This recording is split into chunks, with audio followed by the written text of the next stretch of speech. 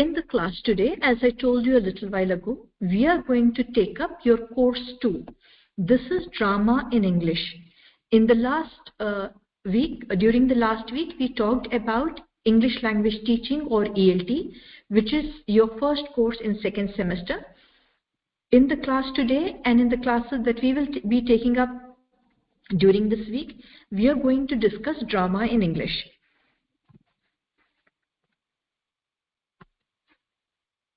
Just a moment, please. I am trying to change the slide. Yes. There are 4 plays prescribed for your study in the second semester. During this semester, in this course, Drama in English, you will study King Lear. King Lear is a play by William Shakespeare. You will also study A Doll's House. A Doll's House is a play by Henrik Ibsen. And we will also study a play by Tennessee Williams titled A Streetcar Named Desire. Finally, in this semester, in the course Drama in English, you will also study Manjula Padmanabhan's Lights Out. So these are the 4 plays prescribed for your study. I would advise everybody to please go through these plays. There is some disturbance outside. I hope it is not affecting you. Okay. So before I take up these 4 plays, it is important that you pick up the text, that you pick up the play and read it on your own. This is going to be of great help. From units 1 to 4, as you can see on your screen, we will be discussing today the origin and development of English drama. In Unit 2, we'll discuss the life and works of William Shakespeare. Then we will devote Units 3 and 4 exclusively to a study of King Lear. In Unit 3, we'll be studying the background, plot, and characters. And finally, in Unit 4 today, we'll look at what is the theme of King Lear, how is the narration done, what are the different dramatic techniques that Shakespeare adopts, and we'll see how best we can attempt a critical appreciation of King Lear.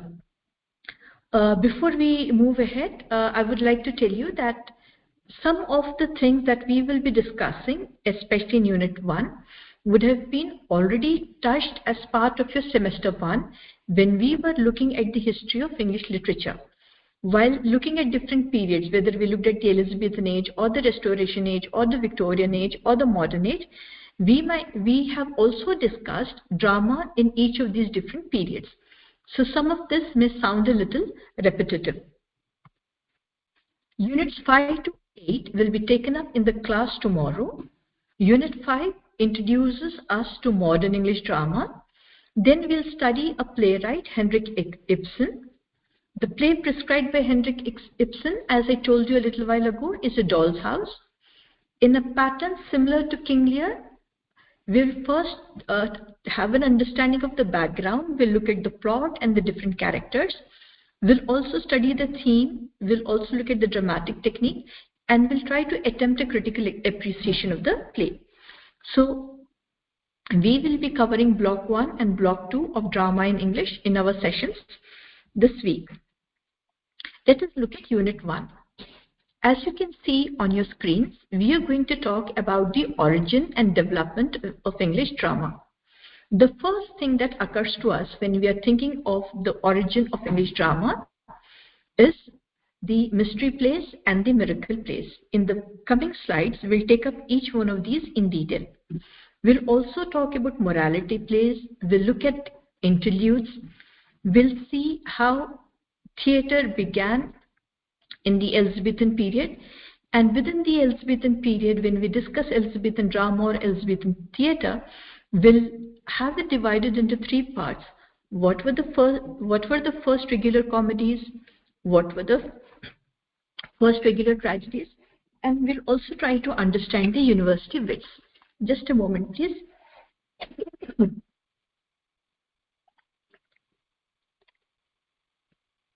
If you get a question on the origin and development of the English drama, you will have these as your subheadings when you write your answer. Or you may get short answer type questions on each one of the bullet points. Let us now move and try to see what we mean by mystery plays. Mystery plays are plays that are based on stories from the Old Testament and the New Testament. As some of you may already know, the Old Testament and the New Testament are together known as the Bible. So the mystery plays were based on stories from the Bible. Most of the time, the mystery plays were a presentation of the life of Christ. Different events from the life of Christ were taken and presented in the mystery plays. But the most popular theme in the mystery plays was the crucifixion of Christ. And in general, as you can see on the fourth bulleted point, this was performed in the church by the clergymen. So mystery plays were purely liturgical plays. Some examples of the mystery plays, as you can see reflected on your screen, are the Second Shepherd's Play, Birth of Jesus, the Wise Men. There are various aspects from the life of Christ, or from the Old Testament, or from the New Testament, that can be used as the main theme or the main plot of a mystery play. For example, the flood during the time of Noah, or the story of the birth of Jesus. These were, even today, during Christmas time, the crucifixion of Christ and the birth of Christ are very popular presentations in churches or in communities to depict the life of Christ, or to talk about Christianity, or to talk about the sacrifice. Then we look at miracle plays. We told you that the origins of English drama can be traced to the mystery and the miracle plays. While the mystery plays dealt with stories from the Old and the New Testament, while they concentrated more on the life of Christ, and within the life of Christ, crucifixion of Christ was the most important theme, the miracle plays presented lives of saints or martyrs. They would pick up a saint from the Christian tradition and try to enact some aspect or some important event from the life of the saint. These miracle plays are also called saints' plays because they depicted events from the life of a saint. Like the mystery plays, the miracle plays also started as church service. They would be performed in the church by the liturgy. But later, the themes became more and more secular, and they were gradually separated from the church. There came a time in the 17th century when Henry VIII completely banned the miracle plays. When you studied the history of English literature last semester, you studied how during the Puritan age, drama was banned. No plays were performed. That was the time of John Milton, if you remember, the age of Puritanism. Now we move on to the morality plays. Morality plays developed from the mystery plays and the miracle plays. These are generally allegorical. They contain a story within a story, and we find that moral values are personified, or abstract ideas are presented as personification. For example, the 7 deadly sins. These could be personified and presented on stage. The main purpose of the morality plays was to educate the people about Christianity as a religion. But you will find that morality plays are still used across the world to teach people various values. In our own state, Telangana, the street plays popularly revolved around how liquor can affect a family. So these plays were meant to inculcate the value of avoiding alcohol or any such other evil in society. In most of our societies, in our regions, near our colleges, schools, even schools generally have small plays being performed to inculcate some good values or good ideas among the children. So in the beginning, when we found that drama generally emerged from the church, they were performed in the church as part of church service, and gradually there is a shift towards secular drama. And it is these morality plays that bridge this link between the liturgical drama and the secular drama. 2 examples of morality plays are given on your screens. The Castle of Perseverance, and Everyman. When we were talking about the origin of English drama, along with mystery plays, miracle plays, and morality plays, interludes were also mentioned. What are interludes? As the term indicates, an interlude is something that comes in between something else. It was a short play presented between some events to provide entertainment. It could be any event happening. In the course of that event, during a short break, a short play gets performed. That is an interlude. Most of the time, these interludes in the early part of drama in English were very short, and they generally dealt with religious topics. But unlike the mystery and the miracle plays, they were not serious. They were generally very funny. Hence, we can say that the interludes were generally farcical. What do we mean by a farce? F-A-R-C-E. A farce is a comic play that generally uses any improbable situation which is often exaggerated. The intention is to create humor and laughter. One playwright who's famous for having written interludes is Thomas Heywood. The three plays by Thomas Heywood are there on your screen. The Four Ps, Johann the husband, and Sir John the priest. These three are examples of interludes. Now we move to the development of English drama, and we start with Elizabethan theatre. Again, when in semester 1, when you are studying the history of English literature, you have studied how the Elizabethan age was a very good, a very productive age for drama. On the first bullet point that you see on your screens now, we have the opening of the theatres in England in the year 1567. During this time, we have comedies, we also have tragedies. In your first semester, when you were discussing the Elizabethan age, apart from the role of poetry there, you also studied the emergence of drama, the different types of drama that was popular, the kind of audience that attended the play, and the kind of patronage literature or drama was provided. There are a couple of examples given for the regular comedies that started being performed during the Elizabethan age. One playwright is Nicholas Udall. A famous play, a comedy by him, is Ralph Royster Doyster. Another comic playwright, Richard Edward, is famous for the play Damon and Pythias. This was presented before Queen Elizabeth in the year 1564. In your Asylum, there is a typographical error, and 1564 is typed as 1964. I'm sorry for that oversight. Then we also have some tragedies being performed in the Elizabethan theatre. The early tragedies are Gorboduc. This was jointly written by Thomas Norton and Thomas Sackville. And we have Thomas Hughes's Misfortune of Arthur. These are examples of early tragedies in the Elizabethan theatre. The development of drama in English also leads us to the university wits. The university wits were contemporaries of Shakespeare. They were playwrights. They were well educated. They had studied at Oxford and Cambridge. They knew all about plays.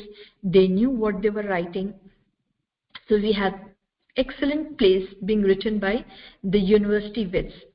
Plays like The Man in the Moon, or George Peele's The Arraignment of Paris, Robert Greene's Friar Bacon and Friar Bungay.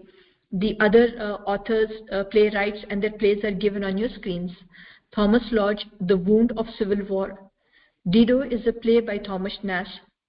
The Spanish Tragedy is a tragedy by Thomas Kyd, and it is written on the lines of a Senecan tragedy.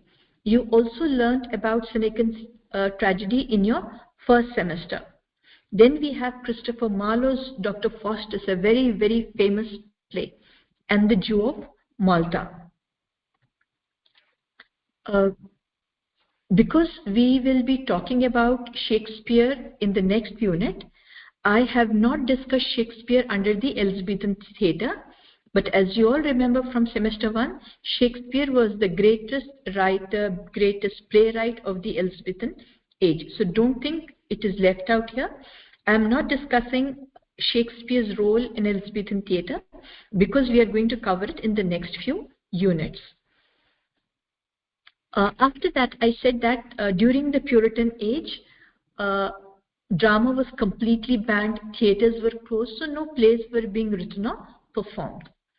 Then, during the Restoration age, when Charles II was restored to the throne of England, this is again something that you've already studied in semester 1 in the course History of English Language and Literature. Charles II had spent his time in France, and when he came to England from France, he brought with him various traditions, and drama was once again popular in England. The Restoration drama that you will quickly look at in this unit deals with two major components. One is the comedy of manners, and the other is the heroic tragedy. Let us first look at the comedy of manners. That is very representative of Restoration comedy or Restoration drama. Comedy of Manners was extremely witty. It depicts upper class society. It is a satire on the attitudes, manners, and pretensions of people belonging to this society. What are the major things that we see in these plays? We have lovers chasing one another, or a man chasing a woman, or a woman chasing a man. Among the married couples, we have stories of husbands who are cuckolded or cheated by their wives. Most of these plays presented loose morals because of the social influence on people at that time. This was the restoration of Charles II. From his exile in France, he had brought several mannerisms that are seen reflected in the comedy of manners. The two major writers of comedy of manners during the Restoration period are William Congreve and William Wycherley. One play by each of them is mentioned on your screens. The Way of the World by William Congreve and William Wycherley's The Country Wife. The influence of the comedy of manners can be traced to the plays written by Molière, and Molière is considered to be the father of comedy of manners. Then we look at the other kind of drama that was written during this period, and this is the Restoration tragedy, also called as the heroic tragedy. What the playwrights did during this period was to present drama or a play based on something like an epic poem. So just as an epic is a long narrative poem dealing with the exploits of a character who is heroic in several respects, similarly these plays tried to be an imitation of the epic poem. Like the pattern that they followed to write their tragedies was generally in the form of heroic couplets. Later on, as the heroic tragedy emerged within the Restoration age, we find the use of blank verse. What is blank verse? In poetry, blank verse is something where a poem where unrhymed verse is used, and the meter that is used is iambic pentameter. There is no end rhyme in blank verse. If you remember from last year, John Milton's Paradise Lost is written in blank verse.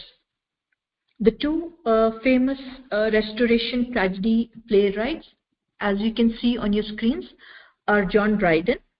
Two example plays are given there, The Tyrannic Love and The Conquest of Granada. Thomas Otway is another playwright of this period who wrote heroic tragedy or Restoration tragedy. Two example plays by him are The Orphan and Venice Preserved. From here we move on to the 18th century drama. If you have noted, whatever we were discussing until after Shakespeare's period where we are studying King Lear, We do not have any representative plays of the other periods, not even of this period, 18th century. In the 18th century, again we have tragedy as well as comedy. There were other forms of drama which are not very important for our study. Then this is also the period where we see a decline of drama. More and more people were interested in novels. There was less and less performance of drama. So we find the decline in drama during the 18th century. Two major dramatists of this period that you should know about are Sheridan and Goldsmith, R.B. Sheridan. Let us take a quick look at the kind of tragedy that was being written during the 18th century. We have three different types of tragedies that were written during this play. I have given one playwright and one play as example against each type. One is the classical tragedy written by Joseph Addison, and it is titled Cato. If you remember from semester 1, you would know that this was the period of neoclassicism, where writers felt that we should go back to the classical age. So we have a classical tragedy by Joseph Addison. Romantic tragedies as a continuing influence of the Elizabethan age were also written, and one example is The Fair Penitent by Nicholas Rowe. Domestic tragedy was also written, and the example that I have used is The London Merchant by Lillo. Then in the 18th century, we looked at sentimental comedy. Sentimental comedy started as a reaction to the comedy of manners of the Restoration age. If you remember from the slide on the Restoration comedy of manners, you would remember that I said that it generally dealt with the upper middle class society or the upper class society. In contrast, in sentimental comedy, we have the use of the middle class. The middle class society is depicted, but while the Restoration comedy of manners intended to excite laughter, humor, and make people happy, the sentimental comedy, as the word indicates, it is highly sentimental. It evokes tears. We do not find any humor here. What we only see is pathos. Pathos is the evocation of feelings of sorrow or sadness. So though it is termed comedy, we do not find humor, we do not find laughter. There is a lot of sentimental outburst of emotions, a lot of crying, etc. going on in these plays. Three examples are given there on your screens. Colley Cibber's Love's Last Shift, Aphra Behn's Busybody, Richard Steele's Lying Lover. I'm not sure whether you were paying attention as I was moving the slides. Whenever the title of a play is presented, I have used italics. When you write this in the examination hall, because you will be using cursive handwriting, you cannot indicate that this is the title of the play. So what you will do is, wherever you have to mention the title of the play, please underline it. That will indicate to the examiner that you know this is the title and that you have underlined it. Within the same period, we also have anti-sentimental comedy. This, like the comedy of manners, goes back and depicts upper class society, but here it invokes a lot of laughter. And again, like the comedy of manners, there is a lot of vulgarity in these comedies. Two famous comedians of this period, Oliver Goldsmith and Richard Sheridan, and their plays are given as examples on your screens. Goldsmith's She Stoops to Conquer, and Sheridan's two plays, The Rivals and The School for Scandal. Then we come to the Victorian age. The Victorian age was again the age of the novel, the age of poetry. It was the age of the dramatic monologue, and there is not much happening in the field of drama. However, a few of the major writers also wrote plays. Alfred Tennyson, again, if you can go back to semester 1 and try to recollect what you studied under the Victorian age, you would remember that Alfred Tennyson is famous for his very long poem In Memoriam. He also wrote a play in blank verse. It is a historical play and it is titled Queen Mary. About Robert Browning, we remember that he was a very good writer of dramatic monologues. My Fair Duchess is a very good example of a dramatic monologue by My Last Duchess is a very good example of a dramatic monologue by Robert Browning. A play that he wrote also in blank verse is titled King Victor and King Charles. Matthew Arnold, famous for his poem Dover Beach, wrote a play. Only play that he wrote is Merope. Other playwrights of the same age are Swinburne, Yeats, and J.M. Synge. Then we move on to the 20th century drama. In your syllabus, we are going to talk about Henry Ibsen's A Doll's House. That falls under modern drama. When we look at 20th century drama, there is a lot of things happening here. And what you see reflected on your screens are all important points. One, we see the emergence of the theatre of the absurd. A famous writer of the theatre of the absurd is Samuel Beckett, and is very famous for his play Waiting for Godot. This play represents what was happening in society around the World War, the sense of helplessness, the sense of loss of identity, a sense of existentialism. We also find expressionism in modern drama, where we find that a play is used to critique the government or it is used to critique society. And these plays in modern drama have an intense show of emotions. Most of these plays are fragmented, are presentation of fragmented scenes. Just as human life is supposed to be fragmented, the play also presented fragmented scenes. Then we have Henrik Ibsen, who is famous for realism or realistic drama. He greatly influenced George Bernard Shaw. George Bernard Shaw is famous for several plays of ideas like The Apple Cart, etc. So these writers aimed to create, these playwrights aimed to create the illusion of reality on the stage. Modern drama is also referred to as the drama of ideas because a lot of ideas are used to change society. So we have the playwrights expressing ideas meant for social change. So instead of having action on the stage, what we actually see in these plays is the characters presenting or expressing their ideas. So there is more expression of ideas and less action happening on stage.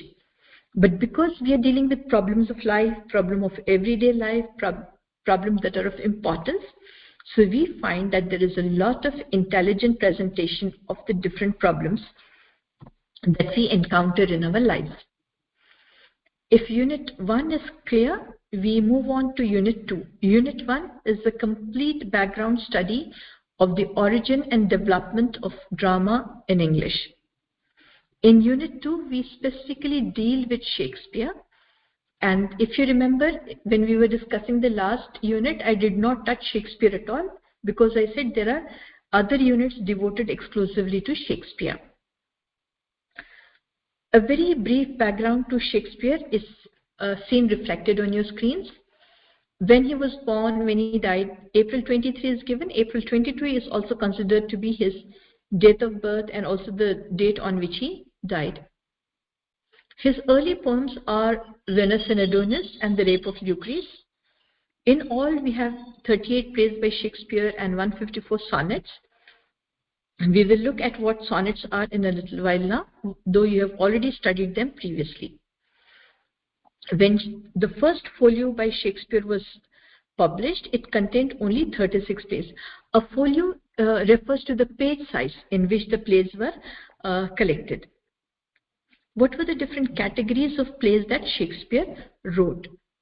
On your screens, I have listed tragedies, comedies, and history. He wrote tragedy, he wrote comedy, he wrote history, and the history plays by Shakespeare deal with both Roman historical plays and also the English historical plays. Apart from that, there is a combination of tragedy and comedy also in some of his plays. These are referred to as tragicomedies. To understand Shakespeare, it is important that we look at Shakespearean tragedy and also Shakespearean comedy. The moment we say Shakespearean tragedy, the four major or the four great tragedies by Shakespeare come to our mind: King Lear, Hamlet, Macbeth, Othello. Some of you might have studied these plays at the school level or at the +2 level or at the UG level. Shakespearean tragedy is written in 5 acts. The complete play is divided into 5 acts. Each act is further divided into scenes. The structure that is followed in these plays is pyramidical structure. We have rising action in the first 2 acts. In the third act, the play reaches its climax, and in the last 2 acts, we find the falling action. Some important terms that you see reflected on your screens are hamartia. Hamartia refers to a fatal flaw in generally the protagonist of the play that leads to his downfall. So hamartia is a fatal flaw that leads to the downfall of the protagonist. What is the hamartia in King Lear in the play prescribed for your study? It is hubris. Hubris meaning pride. The pride of King Lear is his flaw that leads to his tragic downfall. And then we have catharsis. What do we mean by catharsis? Catharsis is the purification or the purgation of the emotions of pity and fear. We can also say catharsis is the process of expressing strong feelings of anger, pity, or fear to reduce suffering through purification. Please keep yourselves muted. 2 other terms that are not reflected on your screen, but terms that you should be familiar with when we study Shakespearean tragedy. 1, peripeteia. Peripeteia is a sudden reversal of fortune, and this occurs in the life of the protagonist, leading to the climax. We also have a concept called anagnorisis. Anagnorisis is the discovery of another character's true identity or true nature. We'll find these when we discuss King Lear. How King Lear undergoes anagnorisis when he understands the true nature of his 2 elder daughters. And we'll also see how King Lear undergoes peripeteia when there is a sudden reversal of his fortune. In the tragedy that Aristotle talked about, he talked about 3 unities of time. He felt that the unity of time, place, and action should be maintained. However, in Shakespearean tragedy, we find that Shakespeare does not follow the unity of time, place, or action. His play is not structured around one day. It is not set in one place, and the action does not revolve around a 24-hour period. Instead, what Shakespeare does is he follows the unity of the character. We have the neglect of the 3 unities of time, place, and action in Shakespearean tragedy. The Greek tragedy or tragedy as proposed by Aristotle also had a component of the chorus. The chorus would come on the stage and narrate various aspects of the play so that the audience could understand what is happening. In Shakespearean tragedy, we also have the use of a subplot, a plot within a plot. And again, unlike the classical tragedy, we have comic relief. Zenith, please mute yourself. Comic relief is a small action, a small scene within the tragedy where, to lessen the effect of the tragedy, some comic element is present. Zenith, please mute yourself. It will affect the recording. Now we look at Shakespearean comedy. On the screen, I have, I think, reflected only 2 or 3 plays. In your SLM, you will find a complete list of all the tragedies written by Shakespeare, of all the history plays by Shakespeare, and all the comedies written by Shakespeare. 2 examples of his comedies are As You Like It, The Merchant of Venice. Zenith, will you please mute yourself?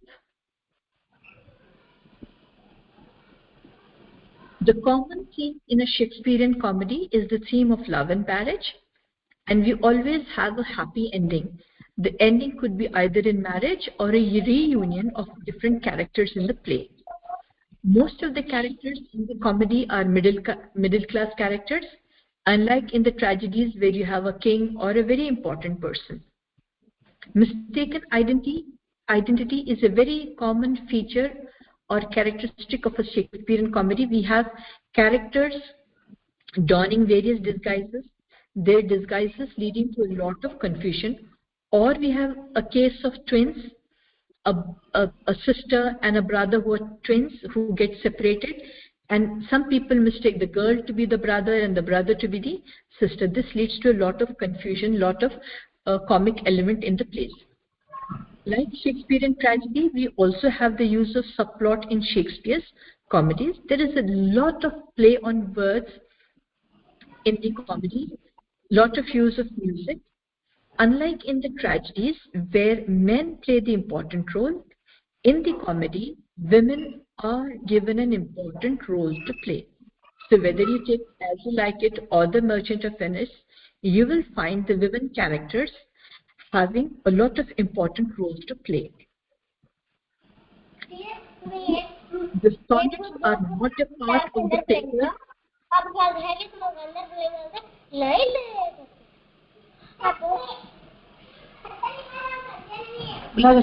Zita Jahan, you need to mute yourself and keep your device muted, please. You can keep the device slightly out of reach, so by mistake you do not unmute yourself. Shakespearean sonnets. These are not a part of your course drama in English, but because we are dealing with the life and works of Shakespeare, you have a small component in your SLM on Shakespearean sonnets. First, let us understand what we mean by a sonnet. A sonnet is a short play, a sonnet is a short poem written in 14 lines in iambic pentameter with end rhyme. There are 2 major kinds of sonnets. One, the Petrarchan sonnet as used by the Italian poet Petrarch, and the other, the English sonnet or the Shakespearean sonnet. The main difference between the Petrarchan sonnet and the English or Shakespearean sonnet is that the Petrarchan sonnet is divided into 2 parts, the octave and the sestet. The octave contains 8 lines and the sestet contains 6 lines. The octave generally presents the problem and the sestet finds the solution. In the English sonnet or the Shakespearean sonnet, we have 4 parts. There are 3 quatrains of 4 lines each, and there is a concluding couplet of 2 lines. In each of the 3 quatrains, an idea, an image, or a theme is presented, and the couplet tries to sum up what is being said in the 3 quatrains. The rhyme scheme followed is AB, AB, CD, CD, EF, EF, GG. In your SLM, there are 2 example sonnets given. One is sonnet number 116. Let me not to the marriage of true minds admit impediments. Love is not love which alters when it alteration finds or bends with the remover to remove. Like this, the sonnet proceeds. And you can study this sonnet to see how it is written in iambic pentameter. Iambic pentameter is a meter where you have 5 feet and a total of 10 syllables, an unstressed syllable followed by a stressed syllable. This is used in all the sonnet forms. From here, let us move to King Lear. I should have mentioned this last week and requested all of you to read the play King Lear and come to class today. Because if I discuss the play without you having any idea about what the play is, it would not be so easy, or you will not be able to enjoy what I have to say. Some of you may have already studied King Lear, the play in its original, not the unit in your SLM on King Lear. Will be able to follow what I'm saying better. Nevertheless, what we will do now is, I will quickly go through the two units, Unit 3 and Unit 4, and give you a little background about King Lear. But before our Friday night class, I would expect all of you to have read King Lear. I will also try to show you King Lear on YouTube now. There is a beautiful movie on King Lear where you have Olivia Lawrence playing. So when you find time, please watch this. That will also give you an idea. King Lear is easily available on the website, on the internet. You will have access to the original play. Please try to read it. Okay, now let us quickly look at the background, plot and characters in King Lear. This is a play by Shakespeare. It is a tragedy. The tragic hero or the tragic protagonist is King Lear himself. The play is titled after the main character. When you're writing any answer on King Lear in the examination, if you're referring to the play King Lear, please underline it. If you're referring to the character King Lear, do not underline it. In my slides, I have used italics to refer to the title of the play, or when I'm referring to the play. When I'm referring to the character, King Lear, I have not used italics forms. So King Lear is the king of Britain. He is very old and he is weak. When the play opens, we find the king ready to abdicate his throne. He is ready to divide his kingdom into 3 parts and give these 3 parts to his 3 daughters. But this action of the king, as we can already guess, is a very stupid action. The king, as depicted in the play, is a very lonely person. He is very vain, he is very foolish. So he decides, as I told you, to divide his kingdom into 3 parts and give these to his 3 daughters. But then, how will he give these 3 parts to his 3 daughters? He has a condition. Each one of the 3 daughters will have to express their love for their father. So love for their father becomes the unit of measure to allocate the 3 different divided kingdoms among the 3 daughters. As we progress, I'll be talking about the plot. The plot revolves around King Lear. He is the protagonist. We have King Lear suffering because he has divided his kingdom. The daughters do not take care of him. He is left outside in a storm with nobody to take care of him. So there is a reversal in his fortune. The king who was ruling over a large kingdom is now utterly helpless, does not have any authority. He even becomes mad. We also have subplot, a plot within a plot in the play, where we have the Earl of Gloucester and his 2 sons, and we find a very similar situation happening to him. How one son does not take care of the father, he gets blinded, he is ill-treated, and how the other son tries to help him out. There are various characters in King Lear. A few characters are there on your screens, the last 2 lines. King Lear, the protagonist, his 3 daughters, Goneril, Regan, Cordelia. We have the fool, who plays a very important role in not just King Lear, but in different tragedies of Shakespeare. We have the Earl of Kent, the Earl of Gloucester. These are very loyal people of King Lear, very loyal noblemen of King Lear. They remain loyal to him even after he has divided his kingdom. Then we have the 2 sons of Gloucester, his legitimate son Edgar and his illegitimate son Edmund.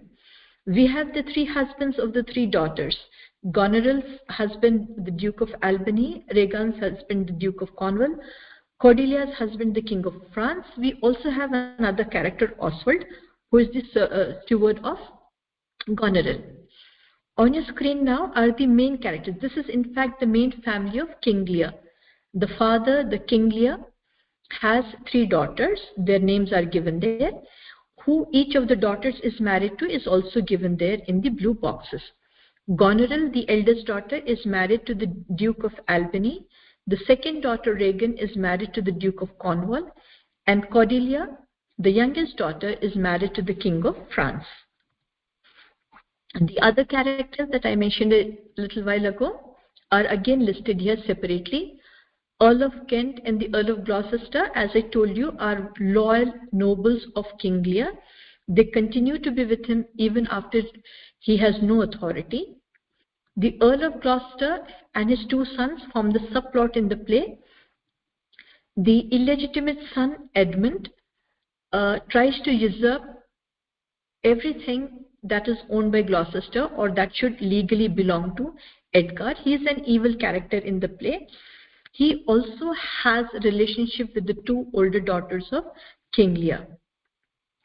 Goneril's servant Oswald is another character who's extremely loyal to Goneril and who ill-treats the king and his nobles on the instructions of Goneril. Then the other two characters are the old man, very wise person, and the fool. The fool in Shakespeare's plays has an important role to play. The king, remember, is the symbol of authority. Nobody can say anything wrong or bad to the king. But because the fool is a fool, the fool can say anything to the king and get away with it. And you find that the fool has the wisest statements in the play. That is what we discuss in Unit 3. In Unit 4, we talk about the theme of the play. What is the theme in King Lear? We can say that the theme runs across various ideas. We have the theme of, you will need to keep yourself muted. We have the theme of old age, King Lear in his old age, the Earl of Gloucester in his old age. We also have the old man. What happens to people in their old age? How is old age treated? There is also the theme of familial ties. What is the bond within a family? How do the daughters love their father as long as is the king? And how, the moment he doesn't have a kingdom, two daughters stop loving the king. Then we have the theme of insanity. We have the madman, we have Edgar pretending to be mad, we have the King Lear who becomes mad in the course of the play when he finds that his own daughters have rejected him and thrown him out. Then there is the theme of order versus disorder. As long as King Lear, please mute. As long as King Lear remains the rightful ruler over England, over Britain, there is order. But when the kingdom gets divided and Goneril and Regan start ruling, we find that there is a lot of disorder happening. Then we have the theme of fidelity versus infidelity. Cordelia remains infidelity, whereas in the case of Goneril and Regan, we find that they are infidel.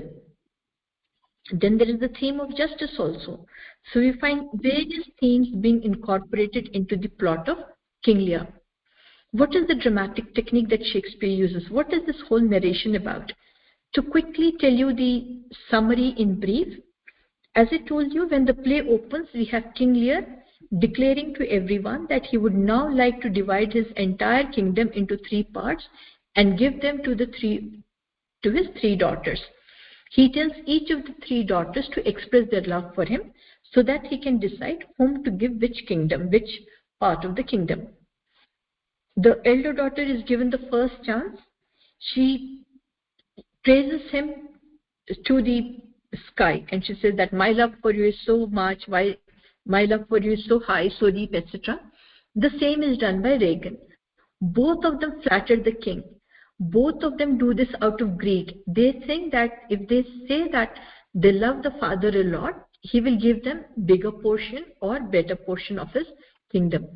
So we find that there is already selfishness and greed in the 2 elder daughters. Then comes the turn of the 3rd daughter. In fact, when the first daughter expresses her love, the king is happy, he gives her 1 part of the kingdom. When the 2nd daughter declares her love for him, he is very happy and he declares the 2nd part of the kingdom to her.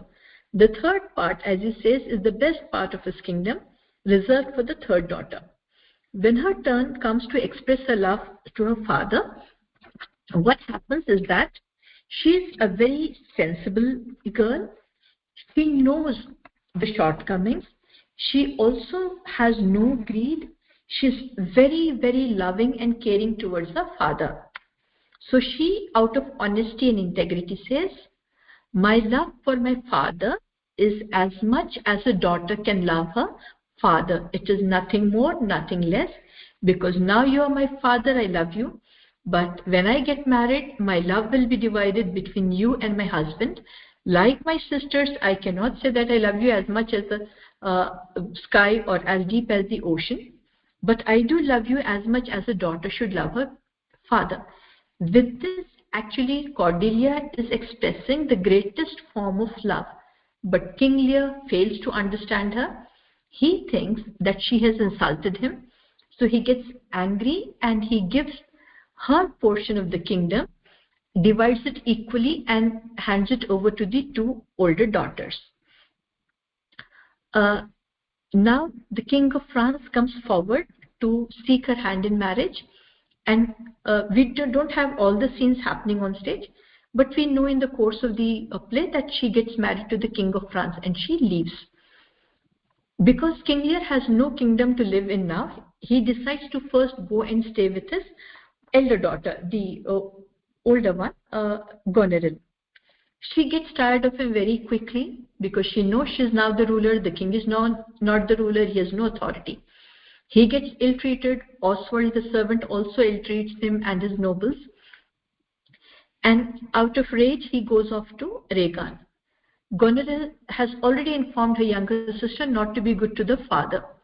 She's more cruel to him and to his entourage. She doesn't take care of the king.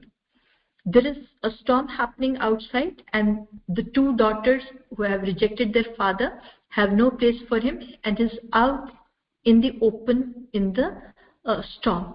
This is a very symbolic part of the play where the storm outside reflects the storm that is going on inside King Lear, and we find him becoming mad. In the meantime, there is a lot of things happening. The subplot tells us how Edmund, the illegitimate son of the Earl of Gloucester, plots against both Gloucester and the legitimate son Edgar. He joins hands with both Goneril and Regan, has relationships with both, leading to their infidelity to their husbands and also enmity between one another. So as things pass, we find that the sisters also have a quarrel. One gets killed and the other is poisoned. And in the meantime, Cordelia hears about what is happening in the father's divided kingdom. She is concerned for her father, and the King of France, her husband, comes to Britain to invade it so that King Lear can be saved. So we find Cordelia coming back, taking good care of King Lear. We also have the daughter who advises Cordelia to play soothing music to him and not to mention anything to him about the critical events in his life, so that those things do not recur in his mind and affect his sanity again. So these are the things happening in King Lear. You will be able to enjoy it much better if you read the play. Give me a moment, I'll stop sharing the screen